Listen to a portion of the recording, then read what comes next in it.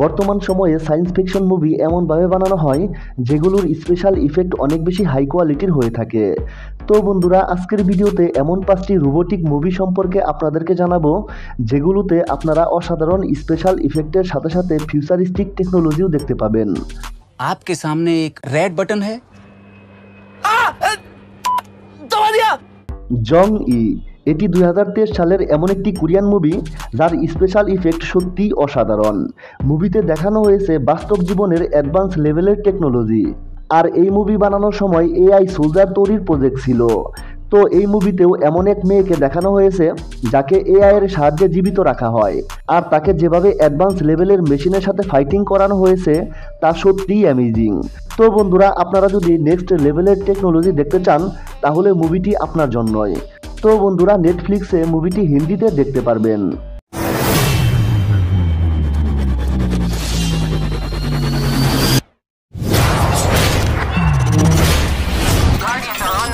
ব্লাডশট এটা এমন একটা মুভি যার ক্লাইম্যাক্স এমনভাবে দেখানো হয়েছে যা আপনি আজ পর্যন্ত কখনোই দেখেননি।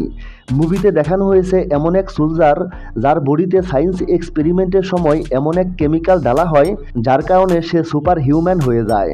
তারপর সে তার ওয়াইফের মৃত্যুর বদলা নেয়। কিন্তু এই মুভির স্টোরি যতটা সিম্পল দেখানো হয়েছে অ্যাকচুয়ালি ততটা সিম্পল না। তো তার সুপার হিউম্যান হওয়ার কারণ কি, আর সে কিভাবে বদলা নেয়, এটা দেখে আপনি অবাক হয়ে যাবেন। তো বন্ধুরা, যদি মুভিটি দেখতে চান তাহলে অ্যামাজন প্রাইমে হিন্দিতে দেখতে পাবেন।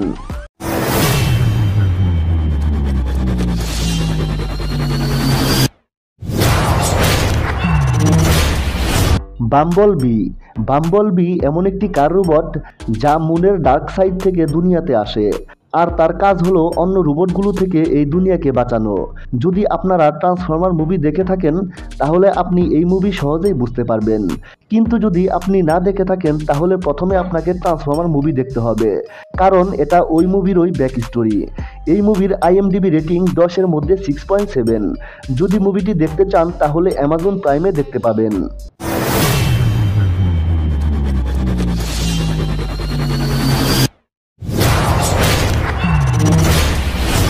Sonic the হেডহুক।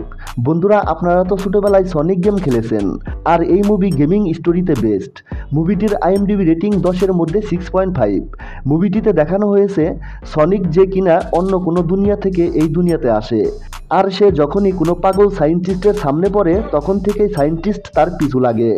তারপর সনিক ও সায়েন্টিস্টের মধ্যে যে ফাইটিং দেখানো হয় তা অ্যামেজিং, সাথে আপনি ইমোশন এবং কমেডিও দেখতে পাবেন। তো বন্ধুরা, এই মুভিটি আপনারা অ্যামাজন প্রাইমে দেখতে পাবেন।